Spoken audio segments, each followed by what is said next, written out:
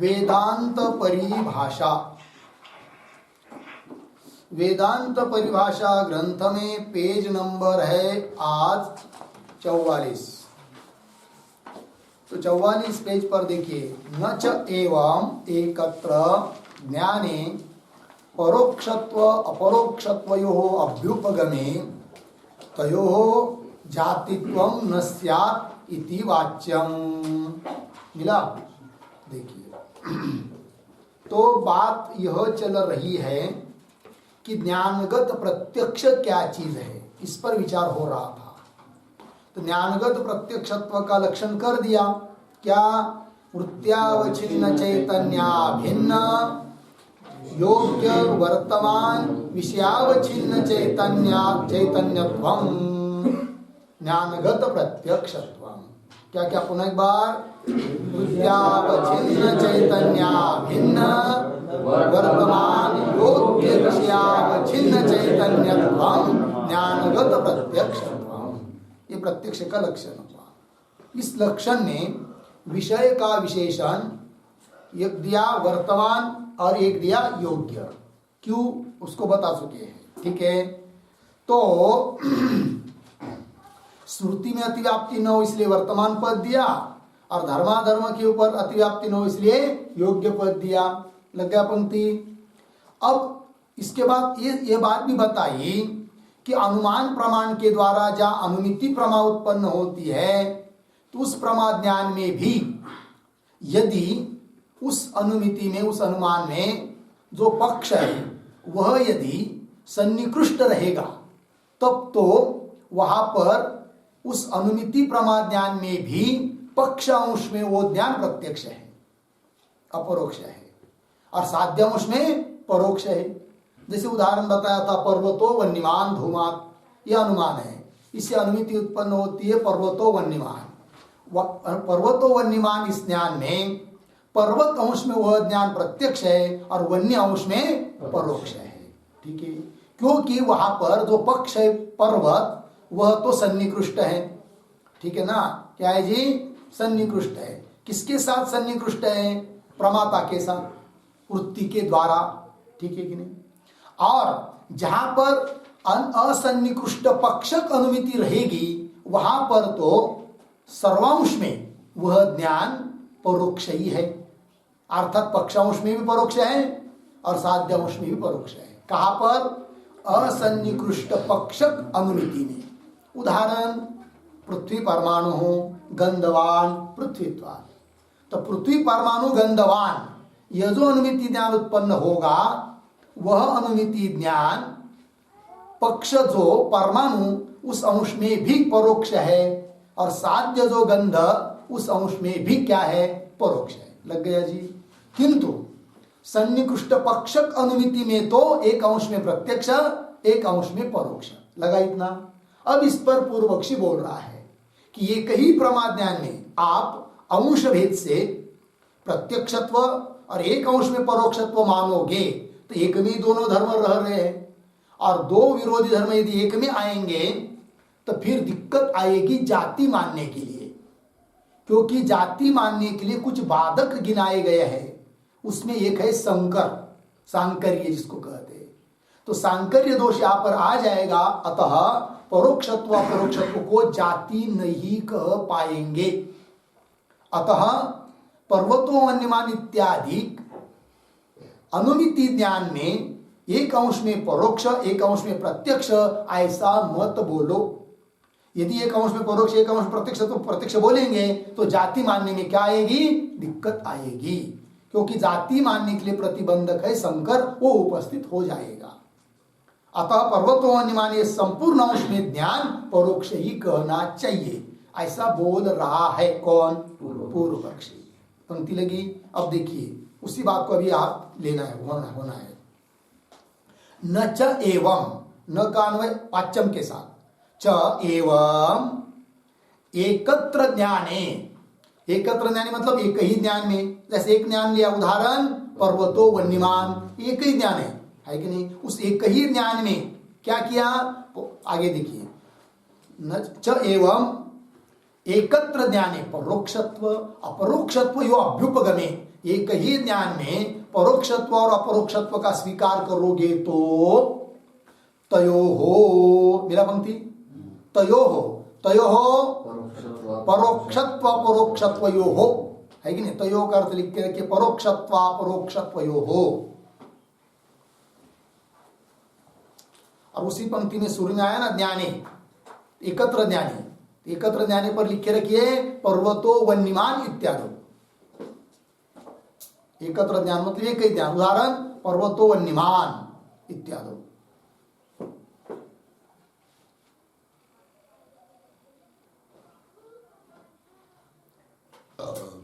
देखो भाई अर्थ एवं एकत्र ज्ञाने अर्थात पर्वतो वन्यमान इत्यादि ज्ञान में परोक्षत्व परोक्षत्व यो अभ्युपगमे तयो हो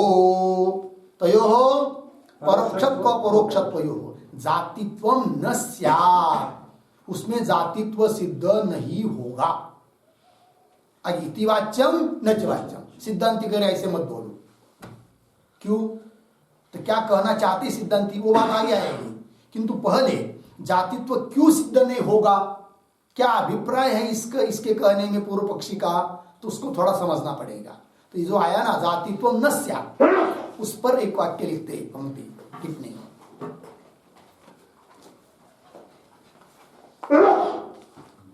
सांकर्यात्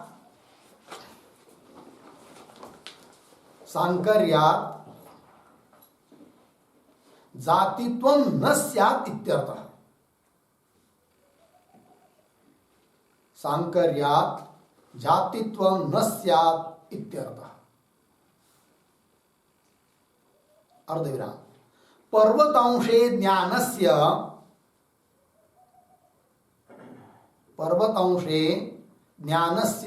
प्रत्यक्षत्वे, पर्वतांशे ज्ञानस्य प्रत्यक्षत्वे अर्धविराम, वन्यांशे च वन्याद्यंशे च परोक्षत्वे, वन्याद्यंशे च परोक्षत्वे, आगे परोक्षत्वापरोक्षत्वयोः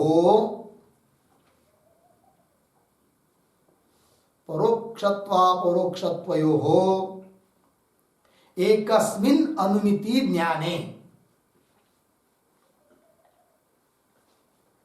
एकस्मिन् अनुमिति ज्ञाने समावेशात्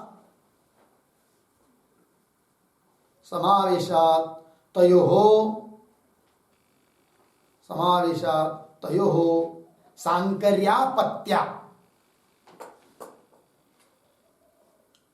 सांकर्यापत्या जातित्वं न स्यात्, जातित्वं न स्यात् इत्यर्थः। पूर्णविराम। सांकर्यस्य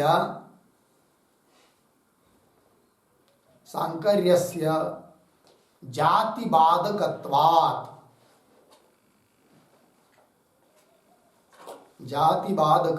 पूर्णविराम,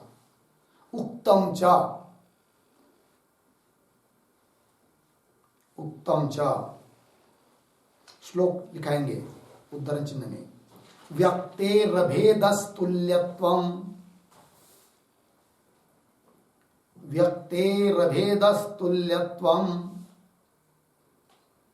संकरोथानवस्थितिः,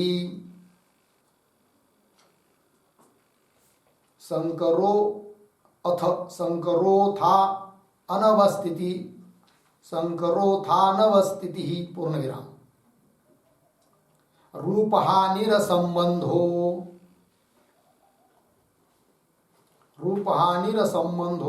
जातिबाधक संग्रह पूर्णविराम। उद्धरण चिन्ह बंद, इस श्लोक को उद्धरण चिन्ह में देना चाहिए। व्यक्तेरभेदस्तुल्यत्वं, यहां से जातिबाधक संग्रह यहां तक। आगे इति संकरः च, क्या संकरः बराबर शंकर का अर्थ लिखिए, शंकरः बराबर परस्पर अत्यंताभाव, परस्पर अत्यंताभाव सामानाधिकरण्योः,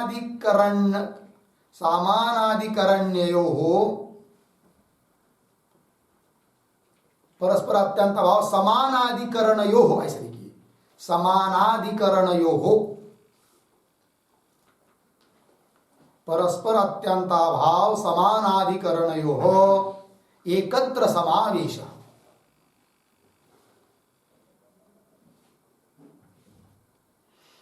एकत्र समावेश पूर्ण विराम। पर्वतो वन्यमान इत्यत्र, पर्वतो वन्यमान इत्यत्र अनुमितौ प्रत्यक्षत्व परोक्षत्वयोः, प्रत्यक्षत्व परोक्षत्वयोः एकत्र समावेशः अस्ति, एकत्र समावेशः, एकत्र समावेशः कृतः अस्ति, कृतः अस्ति। हो गया। चलो भाई अर्थ देखेंगे। तो परोक्षत्व और अपरोक्षत्व दोनों एक ज्ञान में आने से जाति क्यों नहीं होगी? जाति तो नस्य, जाति नहीं होगी ऐसा बोल रहा है ना पूर्व पक्षी। क्यों नहीं होगी? क्या कहना है उस पूर्व पक्षी का? तो बता रहे, वो कहता है कि सांकर्य हो जाता है, इसलिए जाति तो नस्य, जाति तो नहीं हो पाएगा। क्यों? कि पर्वतंशे ज्ञानस्य प्रत्यक्षत्वे, पर्वतंश में ज्ञान का क्या माना? प्रत्यक्षत्व माना उसमें, पर्वतंश में ज्ञान।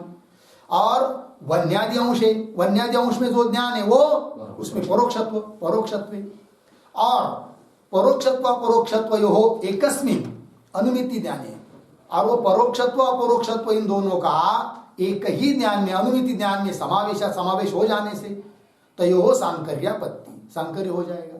इसलिए जातित्व नहीं होगा, क्योंकि सांकर्य से जाति बाधकत्व, जहाँ सांकर्य आता है वह जाति मानना मुश्किल हो जाता है, नहीं माना जाता है, बाधक है वो जाति मानने के लिए। शंकर श्लोक दिया, व्यक्तेरभेदस्तुल्यत्वम्, जाति के बाधक, जाति मानने में प्रतिबंधक कौन कौन है उसको बता रहे। व्यक्ते है अभेद एक, आ गया तुल्यत्वम, तो व्यक्ति शब्द को उधर भी ले आइए, व्यक्ते है तुल्यत्वम, दो हुई। कौन कौन? व्यक्ते है अभेद, व्यक्ते है तुल्यत्वम। तीसरा है शंकर, चौथा है अथ अनवस्थिति, अनवस्थिति चौथा।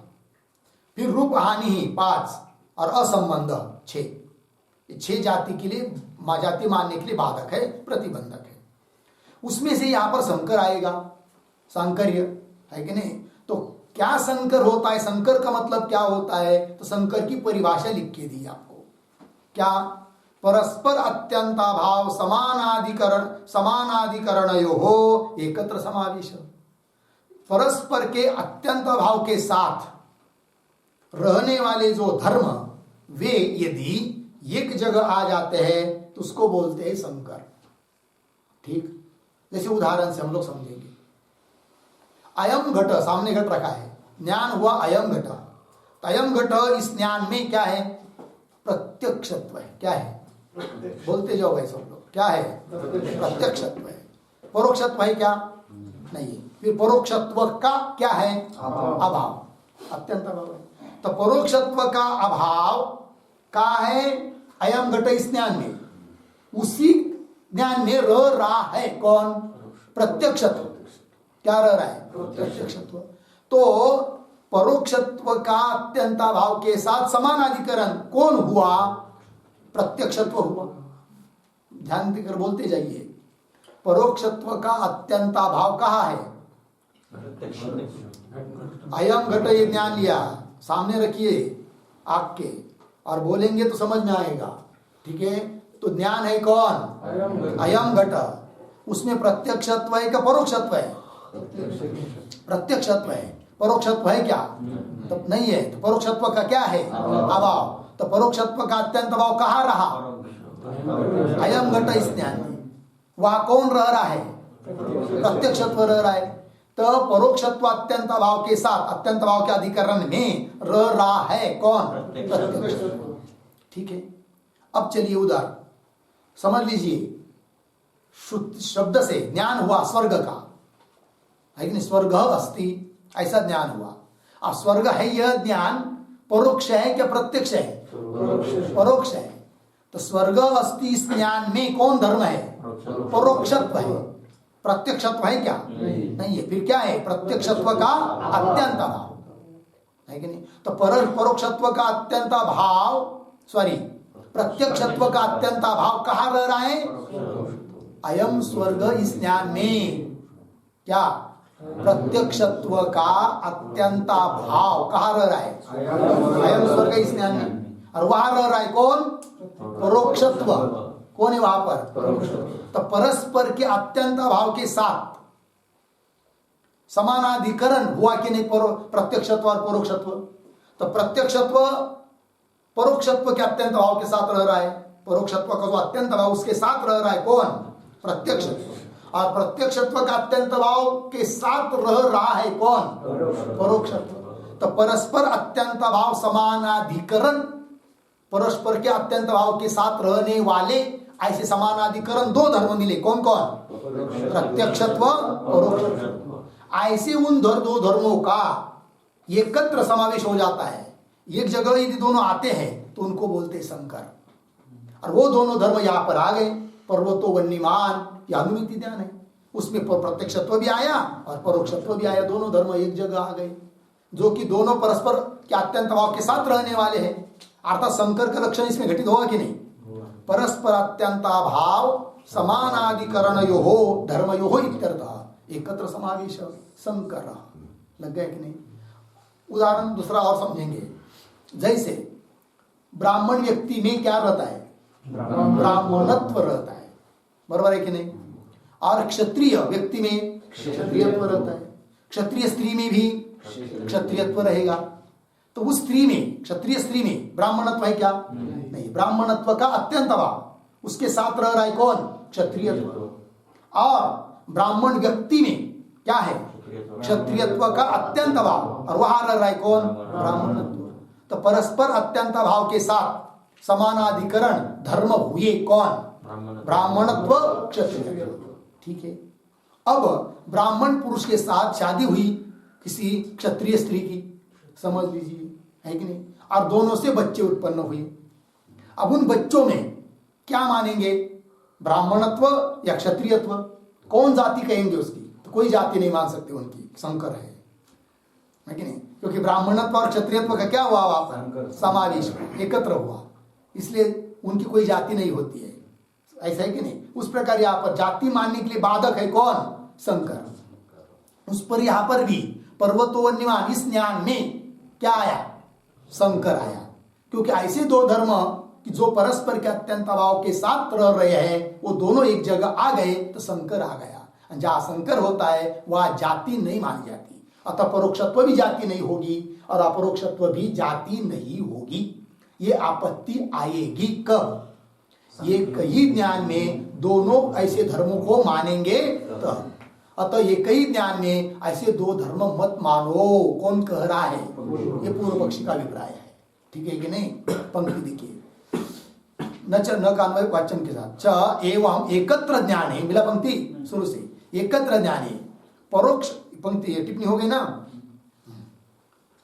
हो गया वो सब। अब मूल की पंक्ति देखिए, च एवं एकत्र ज्ञाने परोक्षत्व परोक्षत्व यो अभ्युपगमे स्वीकारे सति तयो परोक्षत्व परोक्षत्व यो जातित्व न स्यात्, उनको जाति, वो जाति नहीं बन पाएगी। लगा? इति वाच्यम न च वाच्यम। सिद्धांती करे ऐसा मत बोलो। बोलेंगे क्या करोगे फिर? इष्टत्वात्, इष्ट है हमको। क्या इष्ट है? इष्टत्वात् का अर्थ क्या होगा यहाँ पर? इष्टत्वात्, इष्टत्वात् का मतलब क्या होगा? हाँ, तो लिखिए वहां पर इष्टत्वात् का अर्थ, इष्टत्वात् बराबर तयोः तयोः अजातित्वस्य इष्टत्वात्, तयोः अजातित्वस्य इष्टत्वात्, इष्टत्व पूर्ण विराम, तयोः जातित्वं, तयोः जातित्वं न प्रमाण सिद्धम, न प्रमाण सिद्धम, पूर्ण विराम, तस्मात्, तस्मात् पर्वतांशस्य, पर्वतांशस्य प्रत्यक्षत्वे, प्रत्यक्षत्वे न कोपि बाधकः इति भावः, प्रत्यक्षत्वे न कोपि बाधकः इति भावः,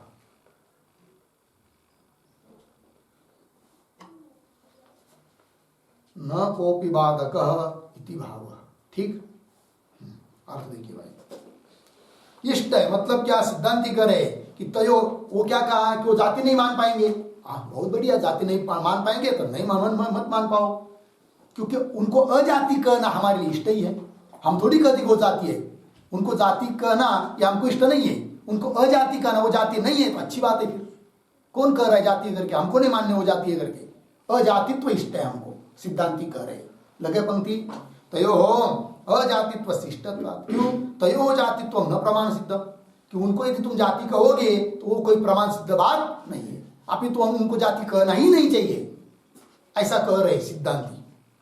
तस्मात् इसलिए पर्वत अंश से, पर्वतो वन्यमान, यहाँ पर पर्वत अंश में ध्यान प्रत्यक्ष होने में, मानने में कोई बाधक नहीं है, कोई दिक्कत नहीं है, यह अभिप्राय है सिद्धांतियों का। लगा पंक्ति, इष्टत्वात्। आगे चलिए, जातित्व क्यों इष्ट है उनको अजाति कहना, जाति न कहना उनको, परोक्षत्व अपरोक्षत्व को जाति न कहना क्यों इष्ट है, कर रहे आगे हेतु, जातित्व उपाधित्व परिभाषाया सकल प्रमाण अगोचरतया अप्रामाणिकत्वात्। ठीक है जी, तो सिद्धांति करे वेदांती, जातित्व उपाधित्व ये सब परिभाषा, ये जो संकेत है ना, ये सकल समस्त प्रमाण के लिए अगोचर है, प्रमाण का अविषय है, अर्थात कोई प्रमाण नहीं इसके लिए जाति मानने में, मतलब जाति ही नहीं है हमारे मत में। घटत्व पटत्व ये जाति मानते हैं, इसको भी नहीं, ये अधिक, ये भी कोई जाति नहीं है, जाति का खंडन, जाति मानते ही नहीं हम लोग। कौन कह रहे हैं, सिद्धांति। क्यों बताएंगे, तो जातित्व उपाधित्व परिभाषाया सकल प्रमाण अगोचरतया, किसी प्रमाण का विषय न होने से अप्रामाणिकत्वा, अप्रामाणिक बात है वो जातित्व मानना। लग गया इतना जी। तो ये क्या होता है, जातित्व उपाधित्व परिभाषा, ये शब्द आया ना, तो जातित्व क्या है लिखिए थोड़ा, जातित्वम बराबर भाव में त्वय अर्थात जाति, जातित्वम बराबर नित्यत्वे सति अनेक समवेतत्वम, नित्यत्वे सति अनेक समवेतत्वम, अनेक समवेतत्वम पूर्ण विराम, उपाधित्वम बराबर अनेक धर्मवत्वम, सॉरी भेदक धर्मवत्वम, उपाधित्वम बराबर भेदक धर्मवत्वम, और पूर्ण विराम परिभाषा बराबर संज्ञा, संज्ञा अर्धविराम आधुनिक संकेत वा, आधुनिक संकेत वा। ठीक है, देखो भाई अर्थ मूल में आया है कि नहीं, जातित्व उपाधित्व परिभाषा आया, तो जाति मतलब क्या, जातित्व अर्थ जाति, जाति मतलब क्या, जाति का लक्षण नहीं, यही को नहीं माना है कि नहीं, कैसा, नित्यत्वे सति अनेक समवेतत्वम सामान्यम अर्थात जाति, नित्य होता हुआ जो अनेकों में समवाय संबंध से रहे उसको जाति कहते हैं। और उपाधि को क्या माना है उन्होंने? भेदक धर्म, जाति को छोड़कर जाति जैसा दिखने वाला जो भेदक धर्म है, अन्यों से भिन्न कराने वाला धर्म है, उसको कहते हैं वो क्या? उपाधि है कि नहीं? और परिभाषा मतलब संज्ञा कि वो आधुनिक संकेत। तो कर मूल में देखिए, जातित्व, उपाधित्व, परिभाषा, जाति, उपाधि, इनका वो संकेत जो है वो सब सकल प्रमाण अगोचरतया, वो किसी प्रमाण का विषय नहीं, किसी प्रमाण सिद्ध नहीं है, इसलिए वो अप्रामाणिक है। अप्रामाणिकत्व अप्रामाणिक है। और जो चीज अप्रामाणिक है उसको मानने में क्या क्या क्या फायदा? जिसके लिए कोई प्रमाण ही नहीं है, ऐसी चीज को मानने से कोई लाभ नहीं है। अतः हम जाति मानते नहीं। अप्रामाणिकत्वात्, मिला पंक्ति? उस पर एक वाक्य लिखते हैं फिर, अप्रामाणिकत्व इत्यादि पर एक टिप्पणी लिखेंगे। घटत्वादीनाम, घटत्वादीनाम नैयायिकी परिभाषा,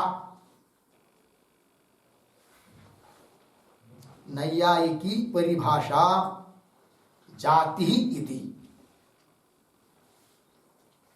जाति इति पूर्ण विराम। बौद्धि परिभाषा, बौद्धि परिभाषा तु अतद्व्यावृत्ति इति, अतद्व्यावृत्ति इति पूर्ण विराम। नीलघटत्वादीनाम, नीलघटत्वादीनाम उपाधि इति, उपाधि इति। एवं एवं जातित्वम, जातित्वम उपाधित्वम च, उपाधित्वम च तत्तत् संप्रदायानाम, तत्तत् संप्रदायानाम परिभाषा मात्रम, परिभाषा मात्रम पूर्ण विराम। नहीं परिभाषा मात्रेण, नहीं परिभाषा मात्रेण कस्यचित् अर्थस्य, कस्यचित् अर्थस्य सिद्धिर्भवति, सिद्धिर्भवति पूर्ण विराम। सिद्धस्य ही, सिद्धस्य ही परिभाषा, सिद्धस्य ही परिभाषा अर्धविराम। न असिद्धस्य इति, न असिद्धस्य इति। हो गया? चलो भाई, तो ये क्या है? उन शास्त्रों के केवल संकेत है, केवल संकेत मात्र से, परिभाषा मात्र से किसी अर्थ की सिद्धि होती नहीं है। तो देखो लिख के दिया टिप्पणी। तो क्या घटत्वादि नाम, घटत्व पटत्व इत्यादि को नैयायिक लोग क्या बोलते हैं? जाति। उनका संकेत वो है, परिभाषा उनकी जाति कहते हैं वो। और उसी घटत्व क्या है ऐसा बौद्धों को पूछेंगे तो वो कहेंगे क्या? जाति नहीं कहेंगे वो। घटत्व क्या है वो बोलेंगे क्या? अतद्व्यावृत्ति। क्या बोलेंगे? अतद्व्यावृत्ति। दिखा ना, बौद्धि तू, बौद्धि परिभाषा तू अतद्व्यावृत्ति। बौद्ध को बोलेंगे घटत्व क्या है वो? अतद्व्यावृत्ति है। मतलब क्या? ध्यान दीजिए, घटत्व क्या है? अतद्व्यावृत्ति। तद घटत्व, तद शब्द से किसको लेंगे? घटत्व। और अतद घटत्व को छोड़कर बाकी पटत्व मठत्व आदि है कि नहीं। और उनसे व्यावृत्त अलग करके दिखा रहा है घट को। कौन? घटत्व। तो इसलिए घटत्व क्या हुआ? अतद व्यावृत्ति है कि नहीं। तद भिन्न से अलग कराने वाला अतद व्यावृत्ति है। लग गया कि नहीं? ये धर्म है। कौन? घटत्व। समझ में आया कि नहीं? तद घटत्व, अतद घटत्व, भिन्न पटत्व मठत्व मठ आदि सब। और अतद उनसे व्यावृत्ति करता है घट की। कौन? घटत्व। इसलिए घट क्या हुआ? अतद व्यावृत्ति। ऐसी उनकी परिभाषा है। ठीक है। और निर्घटत्व को क्या बोला जाता है? वो लोग मानते हैं नैयायिक लोग उपाधि इति। इस प्रकार है कि नहीं, जातित्व उपाधित्व च तत्त संप्रदाया नाम परिभाषा मात्र। उस संप्रदाय की वो क्या है? केवल संकेत मात्र है, परिभाषा मात्र है। किंतु नहीं परिभाषा मात्रे न कस्यचित् अर्थ से सिद्धि भवति। केवल परिभाषा कर देने से, केवल संकेत कर देने से, इसको ये कहेंगे, उसको ये कहेंगे, उसको ये कहेंगे, इतने कहने मात्र से किसी अर्थ की सिद्धि नहीं होती है। फिर सिद्ध से ही परिभाषा, सिद्ध वस्तु की परिभाषा कर सकते हैं, न असिद्ध से। लग गया अर्थ? इसलिए जातित्वादी भले मानते बैठो नहीं है कभी, हम कोई जाति मानते नहीं है, उसके लिए कोई प्रमाण नहीं है। लग गया अर्थ? चलिए पंक्ति देखिए मूल में, सकल प्रमाण अगोचरतया अप्रामाणिकत्वा। ठीक है। अब इस पर नहीं बोलेंगे क्या प्रमाण कैसा नहीं है जाति मानने में? है प्रमाण। कौन बोलेंगे? बोलते जाओ भाई, कौन बोलेंगे? नहीं आई। तो बोलेंगे क्या प्रमाण है? तो नहीं बोलते हैं अनुगत प्रतीति। क्या प्रमाण है? अनुगत। देखो कैसे, ध्यान दीजिए, समझ लीजिए, सामने घट रखा है, उसमें प्रतीति हो रही है अयम घटा। ठीक। वो व्यक्ति बाहर चला गया, उसको भी वहां पर कोई घड़ा दिखा दिया, तो उसको भी बोलता है वो क्या? अयम घट। ऐसे 50 घड़े दिखा दिया, अयम घट, अयम घट, अयम घट, अयम घट, अयम घट, सब जगह हो रही है। यदि सभी में अलग अलग कोई धर्म होता तो जैसे अयम घट अयम पट अलग प्रतीति है, उस प्रकार हर एक घट के लिए भी अलग अलग प्रतीति होती। किंतु अनंत घटों में एक अनुगत प्रतीति हो रही है, अयम घट, अयम घट, अयम घट, अयम घट। इसका मतलब सभी उन घड़ों में कोई ऐसा एक अनुगत अनुस्यूत धागे की तरह धर्म है, और वो कौन है? घटत्व है। और वही जाति है, उसी को हम जाति मानते हैं। तो प्रमाण हो गया। तब सिद्धांती करे उस नैयायिकादिकों को, पूर्व पक्षी को, अनुगत प्रतीति मात्र से तुम जातित्व की सिद्धि नहीं कर सकते। बोलेंगे कैसे? ध्यान दीजिए, तो अनुगत प्रतीति आ रही है, हम भी मानते हैं वेदांती, किंतु उस अनुगत प्रतीति के कारण घटत्व ही कोई धर्मानुगत है, इसकी सिद्धि हुई, घटत्व की सिद्धि हुई। किंतु घटत्व जाति है, इसके लिए क्या प्रमाण? बात समझ में आएगी? अनेक मनुष्यों में अयम मनुष्य अयम मनुष्य एक जैसी प्रतीति हो रही है, अनुगत प्रतीति उसको कहते हैं। क्यों? सब में एक धर्म है, कौन? मनुष्यत्व। तो मनुष्यत्व की तो सिद्धि हो रही है, मनुष्यत्व धर्म की, किंतु मनुष्यत्व धर्म जाति है, इसमें क्या प्रमाण? इसके लिए कोई प्रमाण नहीं है। अतः जाति कल्पना अप्रामाणिक है, और अप्रामाणिक होने के कारण हम मानते नहीं। लगा पंक्ति? देखिए भाई, घटोयम इत्यादि प्रत्यक्षम ही, मिला पंक्ति? तो घटोयम इत्यादि प्रत्यक्षम, इत्यादि प्रत्यक्ष मतलब कैसा? उसके माथे पर लिख के रखिए अनुगत प्रत्यक्ष। क्यों और स्पष्ट करके लिखना है तो अयम घट अयम घट अयम घट इत्याकारक अनुगत प्रत्यक्ष।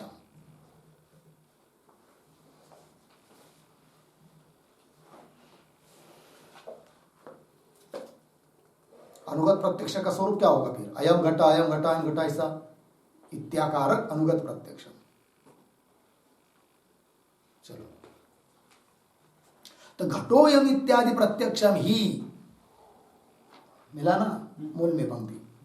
घटोयम इत्यादि प्रत्यक्षम ही घटत्वादि सद्भावे मानम। घटत्व नाम का कोई धर्म है, उसकी सत्ता है, सद्भाव है, इसमें प्रमाण है अनुगत प्रतीति। न तु तस्य जातित्वे अपि, मिला कि नहीं? किंतु तस्य, तु मतलब परंतु, तस्य घटत्वस्य जातित्वे अपि क्या? मानम न, उसके लिए कोई प्रमाण नहीं है। अनुगत प्रतीति से सिद्ध होता है क्या? धर्म घटत्वादि, किंतु वो जाति है ऐसा सिद्ध नहीं होता है, अर्थात जाति अप्रामाणिक हो गई। लग गया अर्थ जी? आगे चलिए। दूसरी बात, और क्यों नहीं मानते जाति को? तो जाति का लक्षण क्या किया है उन्होंने? हाँ, नित्यत्वे सति अनेक समवेतत्वम, नित्य होती हुई अनेकों में समवेत। तो नित्य है मानते वो जाति को, और हमारे वेदांत मत में ब्रह्म को छोड़कर नित्य दूसरा कोई होता ही नहीं है, अतः हम जाति मानते नहीं। दूसरी बात, समवाय को भी उन्होंने क्या माना है? नित्य संबंध समवाय है, ऐसा संबंध भी हम मानते नहीं है। अतः नित्यत्व और समवाय, इन दोनों से घटित जो जाति है उसको हम मानते नहीं, है कि नहीं? क्योंकि ब्रह्म से भिन्न दूसरा कोई नित्य पदार्थ है ही नहीं। लगा? चलिए आगे की पंक्ति, जातित्व रूप साध्या प्रसिद्ध्या तत्साधक अनुमानस्य अपि अनवकाशात्। ठीक है, कदाचित न यही कहेंगे क्या कि जातित्व मानने में हम अनुमान प्रमाण देंगे। ठीक है, तो सिद्धांति कह रहे जो भी तुम अनुमान प्रमाण दोगे उसमें साध्य क्या रखोगे, क्योंकि सिद्धि किसकी करनी तुमको? जाति की। किंतु जाति रूप साध्य ही यदि अप्रसिद्ध है तो उस अप्रसिद्ध साध्य को सिद्ध करने वाला तुम्हारा हेतु किसको सिद्ध करेगा? किसी को सिद्ध नहीं कर सकता है। इसलिए अनुमान प्रमाण से भी सिद्ध नहीं होगी कौन? जाति। लग गया जी? देखो, जातित्व रूप साध्य अप्रसिद्ध हो, जातित्व रूप साध्य यदि अप्रसिद्ध है तो तत्साधक जातित्व साधक अनुमानस्य अपि, जातित्व साधक जो अनुमान रहेगा वो अनुमान भी, उसको भी कोई अवकाश नहीं मिलेगा, सिद्ध करने के लिए चांस नहीं मिलेगा, अनवकाशात। ठीक है, इस पंक्ति के ऊपर एक लिखते हैं थोड़ी सी टिप्पणी।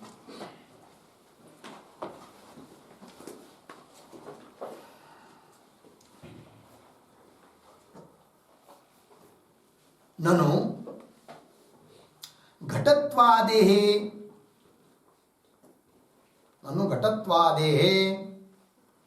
जातित्वे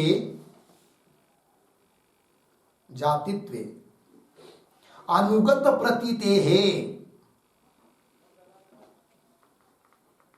प्रतीतेः अमानत्वे अपि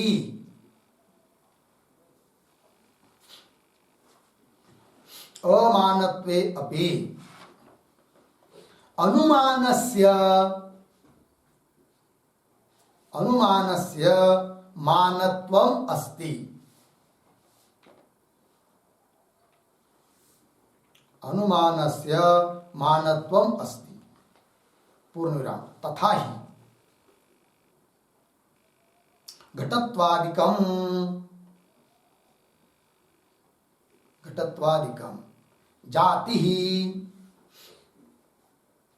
जाति उपाधि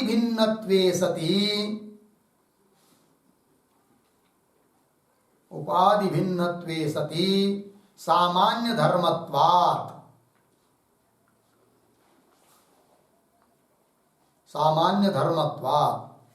इति चेत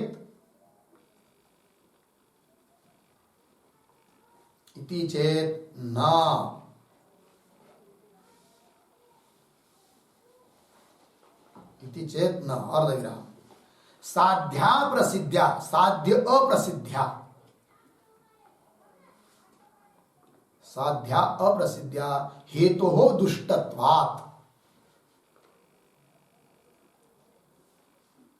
हेतोः दुष्टत्वात्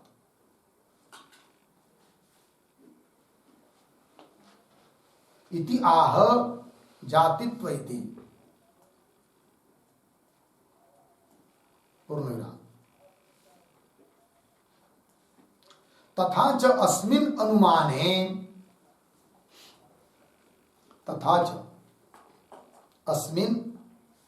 अनुमाने जातित्वं साध्यम्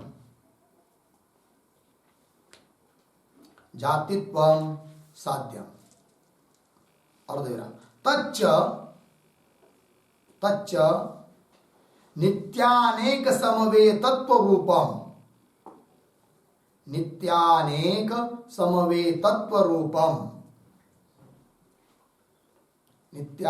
समवेतत्व रूपम पूर्णविराम। सिद्धांते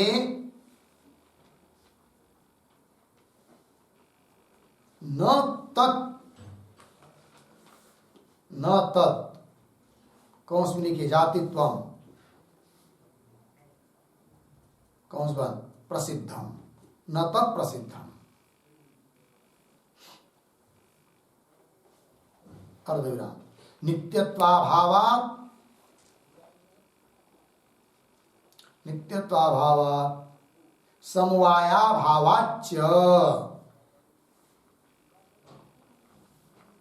समवायाभावाच्च पूर्ण विराम। तस्मात् साध्यस्य जातित्वस्य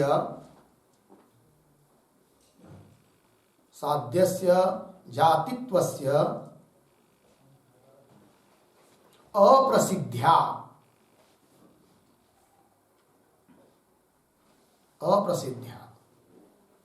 हेतौ साध्य व्याप्ति ग्रहाभावेन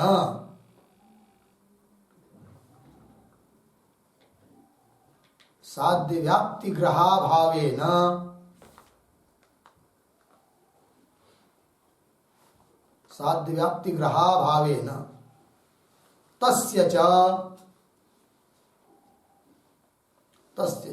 व्याप्यत्वा सिद्धत्वेन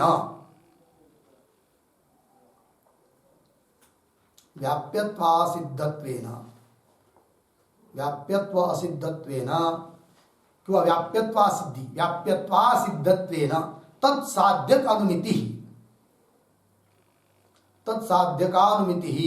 न भवति इति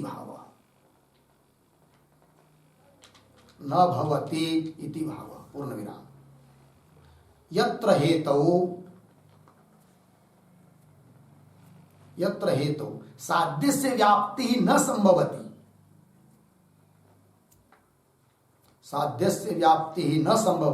सह व्याप्यत्वा सिद्ध नामक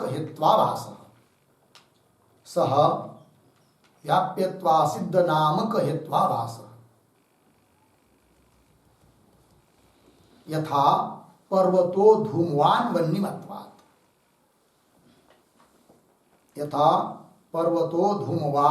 वह्निमत्वात् इत्यत्र वह्निहेतुः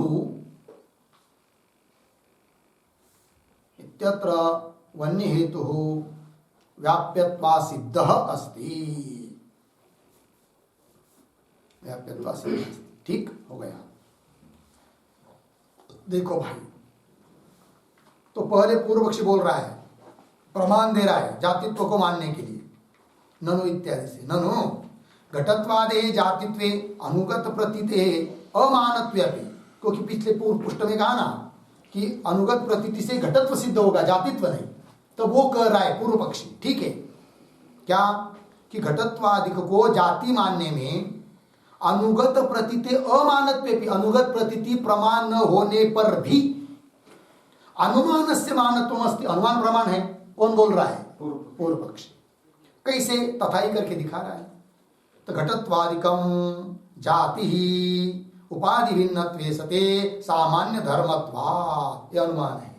पक्ष घटत्वादिकम साध्य जातित्व अर्थात जाति, और हेतु उपाधि भिन्नत्वे सते सामान्य धर्मत्वात्, उपाधि से भिन्न हो और सामान्य धर्म हो, ये हेतु हुआ। इति चेत, ऐसा ही पूर्व पक्षी बोल रहा है, तन्ना, ये भी पूर्व पक्षी का कहना ठीक नहीं है। अर्थात इस अनुमान के द्वारा भी वो जाति को सिद्ध नहीं कर सकता। कौन? पूर्व पक्षी। क्यों? तो कह रहे आगे, साध्या प्रसिद्ध्या, साध्य प्रसिद्ध हो तब उसको सिद्ध करोगे ना। जाति किसी प्रमाण से सिद्ध ही नहीं तो उसको कैसे सिद्ध करोगे? साध्य प्रसिद्ध है। कोई कहेगा कि हम क्या वंद्यापुत्र को सिद्ध कर देंगे, भले वंद्यापुत्र को सिद्ध करने के लिए क्या प्रत्यक्ष प्रमाण नहीं है, किंतु हम अनुमान प्रमाण सिद्ध कर देंगे। कर सकते हैं क्या? नहीं कर सकते। प्रसिद्ध वस्तु को सिद्ध कर सकते हैं, हाँ ये नहीं है तो उसको क्या सिद्ध करोगे? उस प्रकार कह रहे साध्य अप्रसिद्ध्या, यहां पर जाति रूप साध्य अप्रसिद्ध होने के कारण हेतु दुष्टत्व, उसको सिद्ध करने के लिए जो बैठा हुआ हेतु है वो भी क्या है? दुष्ट, असद हेतु, हेत्वाभास है। लग गया? कैसे? तो उसको स्पष्ट कर रहे आगे, तथा च अस्मिन अनुमान, इस अनुमान में, ये तो पूर्व पक्षी का हुआ कहना, अभी तक अनुमान प्रमाण देने का प्रयास किया उसने जातित्व को सिद्ध करने के लिए, है कि नहीं? किंतु इति चेत न, यहां से खंडन करना शुरू कर दिया। साध्य अप्रसिद्ध होने के कारण हेतु आका दुष्ट है। कैसा दुष्ट है हेतु? तो कह रहे तथा च अस्मिन अनुमाने जातित्व साध्य, जातित्व साध्य है। और जातित्व क्या चीज है ऐसा पूछेंगे नहीं है को, तो वो बताते हैं क्या? नित्यत्वे सति अनेक समवेतत्व, नित्य होता हो जो अनेक में समवाय संबंध से रहता है धर्म, उसको कहते हैं जाति। तब सिद्धांत न तत्प्रसिद्धम, वेदांत मत में वो प्रसिद्ध नहीं है। क्यों? कि वेदांत मत में नित्य केवल एक ही है, कौन? ब्रह्म। तो ब्रह्म को छोड़कर कौन तुमने जाति पकड़ के लिया और उसको नित्य कर रहे हो? नित्य नहीं। अतः अन्य धर्तम, ब्रह्म को छोड़कर सब कुछ मिथ्या है, नित्य नहीं है। लग गया कि नहीं? और समवाय को भी नित्य कहते हो, तो समवाय का भी खंडन है वेदांत मत में। अतः नित्यत्व घटित, समवाय घटित जो तुम जाति मानते हो वो अप्रसिद्ध है ही नहीं। देखिए भाई, सिद्धांत हेतु न तत्प्रसिद्धम, इस प्रकार का जातित्व नित्यत्व सत्य अनेक समवेतत्व रूप जातित्व प्रसिद्ध नहीं है। न तत्प्रसिद्धम, तत्प्रसिद्ध न तत्प्रसिद्धम। क्यों? नित्यत्वाभावात् समवायाभावाच्च। ठीक, आगे। तस्मात् साध्य से जातित्व से अप्रसिद्ध, साध्य जो जातित्व है वही अप्रसिद्ध होने के कारण हेतु साध्य व्याप्ति ग्रहाभावात्, हेतु में साध्य की व्याप्ति रहेगी क्या? नहीं। और क्या होना पड़ता है अनुमान में? हेतु में साध्य की व्याप्ति रहना पड़ती है। या साध्य है ही नहीं है तो उसकी व्याप्ति हेतु में कहां से रहेगी? नहीं रहेगी ना। हाँ, तो हेतु साध्य व्याप्ति ग्रहाभावेन तस्य व्याप्यत्व सिद्धत्वेन, तस्य हेतोः व्याप्यत्व सिद्धत्वेन, वो हेतु कैसा हुआ? व्याप्यत्व सिद्ध नाम का हेतु हुआ, हेत्वाभास। तत्साध्यक अनुमिति न भवति, तत्साध्यक उस हेतु से साध्य होने वाली जो अनुमिति न भवति, अनुमिति हो नहीं सकती है। तस्य च व्याप्यत्व सिद्धत्वेन तत्साध्यक हेतु साध्यक अनुमिति न भवति इति भाव। और जहां पर हेतु में साध्य की व्याप्ति नहीं होती है वहां पर का हेतु हेत्वाभास है। वो कौन? व्याप्यत्वास। उदाहरण, यत्र हेतु साध्य से व्याप्ति न संभवती, जहां हेतु में साध्य की व्याप्ति नहीं होती है स हेतु व्याप्यत्व सिद्ध, व्याप्यत्व सिद्ध नाम का हेत्वाभास होता है। उदाहरण, पर्वतः धूमवान वन्यमत्वा। ठीक है ना? यहां पर पक्ष पर्वत, साध्य धूम, लक्ष्य नहीं, पर्वतः धूमवान वन्यमत्वात्, पक्ष पर्वत। ठीक है, अब आगे का बोलो भाई, पक्ष पर्वत, साध्य धूम, हेतु वन्य। तो वन्य पर साध्य जो धूम उसकी व्याप्ति है क्या? नहीं है। अतः यहाँ का हेतु वन्य हेतु कैसा हुआ? व्याप्यत्व सिद्ध हुआ। लग गया अर्थ जी? उस प्रकार यह जो अनुमान दिया जाति को सिद्ध करने के लिए, अनुमान का आकार घटत्वादिकम जाति उपाधि भिन्नत्वे सति सामान्य धर्मत्व। तो यहाँ पर जाति नाम का साध्य जो है वो अप्रसिद्ध है, अतः उसकी व्याप्ति रहेगी ही नहीं हेतु में। अतः हेतु कैसा हुआ? व्याप्यत्व सिद्ध नाम का हेत्वाभास हुआ। अतः उससे साध्य की सिद्धि नहीं हो सकती है। सद हेतु से साध्य की सिद्धि होती है, असद हेतु से साध्य की सिद्धि नहीं होती है। लग गया अर्थ? हो गया? लग गया ना पंक्ति? अब मूल की पंक्ति की जातित्व, मूल की पंक्ति, जातित्व रूप साध्य अप्रसिद्ध हो, जातित्व रूप साध्य की अप्रसिद्धि होने के कारण तत्साधक अनुमानस्य, तत्साधक तत् जाति अप्रसिद्ध ऐसी जो जाति उसका साधक उसको सिद्ध करने वाला जो अनुमान, तो अनुमानस्य अपि अनवकाशात, अनवकाशात उसको भी कोई अवकाश नहीं, साध्य को सिद्ध कर नहीं सकता। कहने का तात्पर्य जाति न तो अनुगत प्रतीति से सिद्ध होती है न अनुमान आदि प्रमाण से सिद्ध होती है, अर्थात किसी प्रमाण से जातित्व की सिद्धि होती नहीं है। अतः हम जाति मानते ही नहीं। अतः परोक्षत्व और प्रत्यक्षत्व इसको जाति नहीं मान पाएंगे। शंकर आएगा, अरे क्या शंकर, आने दो, नहीं जाति मान पाएंगे तो अच्छी बात है, जाति है का, जाति को मानता ही कौन? अतः हमारे मत में न परोक्षत्व जाति है न अपरोक्षत्व जाति है कि नहीं? उसको अजाति कहना हमारे लिए इष्ट ही है। लग गया जी? हो गया ना? अतः पर्वतो वन्यमान इस प्रमा ज्ञान में अंश भेद से प्रत्यक्षत्व भी है परोक्षत्व भी है, कोई दिक्कत नहीं है। दिक्कत नहीं है को है, क्योंकि उनको जाति मानने के लिए दिक्कत आती है, हमको क्या दिक्कत है? तो हम एक ही ज्ञान में अंश भेद से प्रत्यक्षत्व परोक्षत्व मान लेते हैं। होगा इतना? बस आगे का विचार हम लोग कल करेंगे। ओम पूर्णमदः पूर्णमिदं पूर्णात्